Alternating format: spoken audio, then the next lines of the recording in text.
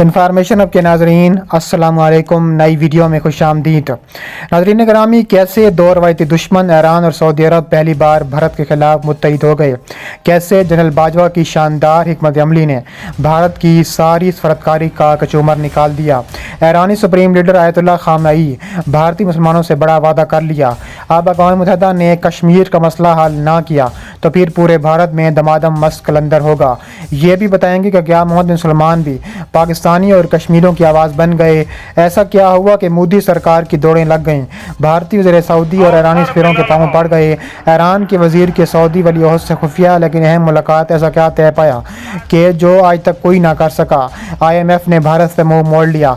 बड़े बड़े भारतीय कंपनी आने पर बंदी का खतरा। वीडियो में बताएंगे कि मोदी ने अपने गुंडों पर डंका वसदात के लिए कितना पैसा खर्च किया है। और वीडियो के आखिर में बताएंगे कि पाकिस्तान और तुर्की की फौजों की भारत सरहद पर तैयारी ने कैसे मोदी सरकार के होश उड़ा दिए। वीडियो की तफसीलात में आगे बढ़ने से पहले हमारी वीडियो को लाइक करने के साथ चैनल को सब्सक्राइब करके बेल आइकन पर क्लिक कर दें।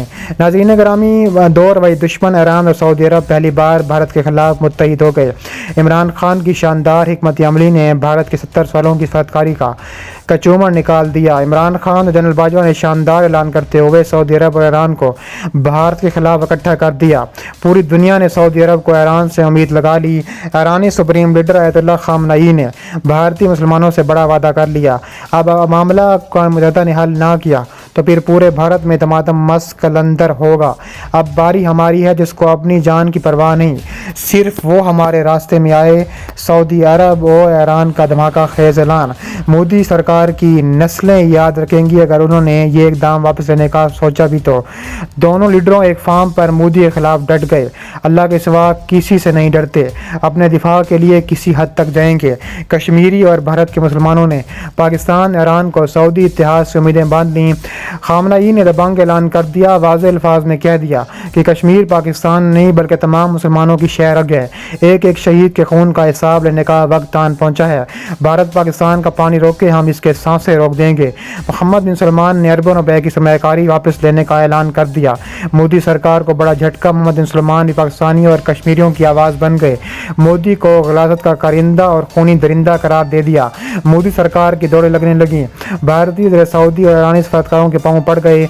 कश्मीर और CIA कानून को भारत का अंदरूनी मामला करार देकर चुप रहने की तलकीन करने लगे। ईरान और सऊदी अरब ने वाज़ेह कर दिया कि अब वक्त आन पहुंचा है कि भारत और मुसलमान कश्मीर यतीम नहीं है, हम उनके साथ खड़े हैं। पाकिस्तान ने ईरान सऊदी अरब के इत्तेहाद करवा के तारीख खत्म कर दिया। अब ईरान, पाकिस्तान और सऊदी अरब मिलकर मोदी सरकार को सबक सिखाएंगे।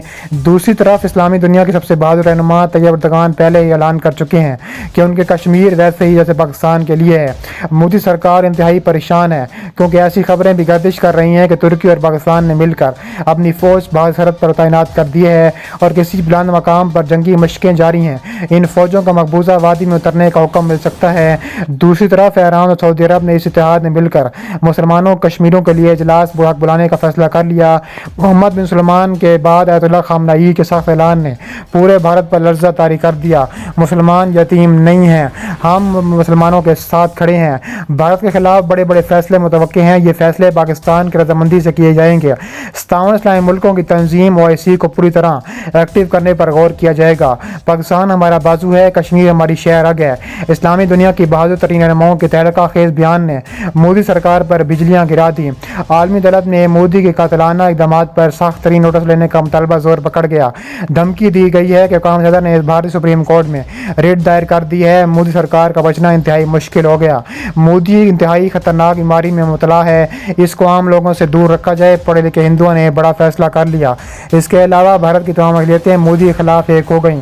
पंजाब, असम, वेस्ट बंगाल में लाखों सिख और मुसलमान सड़कों पर निकल आए। कश्मीर की तरह खालिस्तान 2020 में आज़ाद होगा, जिसको अपनी जान प्यारी है, सिर्फ हमारे रास्ते में आए। ईरान के अजीम लीडर ने धमकी दे दी अगर भारत ने कश्मीर और अब जो नपोर शर्मा ने किया है उस पर फौजी कार्रवाई की तो इसका कोई भी शहर महफूज नहीं रहेगा। भारत को अब डुगडुगी पर बंदर की तरह नचाया जाएगा और इस तमाशे को दुनिया देखेगी। ईरान के आर्मी चीफ ने अल-मिनार टेलीविजन से खिताब करते हुए सऊदी अरब के साथ اتحاد اور بھارت کے خلاف فوجی کارروائی کرنے کے معاملے پر بات کرتے ہوئے کہا ہے کہ بھارت نے کشمیر میں مسلمانوں کے خلاف کوئی فوجی کارروائی کی تو کوئی بھی شہر محفوظ نہیں رہے گا۔ ایران کے مسلح افواج ترجمان جنرل سید مسعود رضائی نے بیان دیتے ہوئے کہا ہے کہ ایران مسلمانوں کے معاملے میں کسی ملک کی دھمکیوں سے نہیں ڈرتا۔ سعودی عرب کے حکام کی طرف سے ایران کے اس بیان کی حمایت کی گئی اور کہا گیا کہ بھارت کے مسلمان دشمنی کوئی نئی بات نہیں ہے۔ بدقسمتی سے بھارت امریکہ اور یہودیوں کے اتحاد کے بارے میں مسلمان ممالک کے خلاف دشمنانہ موقف بناتے ہوئے لیکن جلد ہی ان کو اپنے انجام پتہ چل جائے گا۔ ان کا کہنا تھا کہ ابھی تک کوئی مکمل مطمئن ہے۔ دوسری طرف سعودی عرب ولی عہد اور وزیر دفاع محمد بن سلمان نے اجلاس کے بعد بیان دیتے ہوئے کہا ہے کہ جنگ کے وقت پاکستان سمیت دیگر مسلم ممالک کے بھارتی فوج کی سرزمین تک پہنچنے سے پہلے اس کا رخ واپس بھارت کی طرف موڑ دیا جائے گا۔ محمد بن سلمان کا بیان بھارت کو کھلے عام دھمکی دینے کے مترادف ہے۔ ایران بھی میدان میں آ گیا اور کہا ہے کہ اگر سعودی عرب پاکستان سے منسلک کسی ملک کو خطرہ لاحق ہوا تو اس کا بہت برا انجام ہوگا۔ ایران اور سعودی عرب نے بھارت میں مسلمانوں کے خلاف حالیہ اور خوفناک تشدد کے خلاف ایکشن لینے کی ٹھان لی۔ کشمیر اور بھارت میں جتنے بے گناہ افراد ہلاک ہوئے، زخمی ہوئے، مساجد اور مسلمانوں کے خلاف امپورٹ کی گئی، اس فساد کی قیمت اب بھارت کو ادا کرنی پڑے گی۔ اس فساد کی قیمت ادا کرنے کے دونوں ملکوں نے قانونی کارروائی کے متاثرین کے اہل خانہ سے دلی تعزیت کا اظہار کیا، انہیں یقین دلایا کہ آپ کو ان کو مزید برداشت کرنا پڑے گا۔ بھارتی حکام سے کہا گیا کہ وہ مسلم مخالف تشدد کی کارروائیوں کے مرتکب افراد کو قانون کے دائرے میں لائیں، ان کی فنڈنگ بند کریں، ملک کے مسلم اکثریتی علاقوں اور پورے بھارت میں اسلامی مقدس مقامات کی حفاظت کو یقینی بنایا جائے، اس کی سیکیورٹی ہمیں دی جائے، ان کے خلاف کارروائی کی جائے اور کسی صورت برداشت نہیں کی جائے گی۔ دونوں ممالک کے سربراہان پاکستان کا دورہ آئندہ دنوں میں کریں گے۔ اس دوران بھارت نے ممتاز قانون مسلمانوں پر مظالم پر کشمیر میں کرفیو پر نریندر مودی کے خلاف آئندہ لائحہ عمل تیار کیا جائے گا۔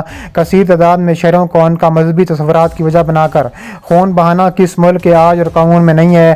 جن میں زیادہ تر اشتوری شرط رکھنے والے مسلمان ہیں، ان کو پارلیمنٹ کی منظور شدہ متن سے جلد بھی ایکشن لینا ہوگا۔ اگر کھلا انسانی حقوق کی خلاف ورزی کی گئی جس کی اجازت دنیا کو کوئی مذہب نہیں دیتا۔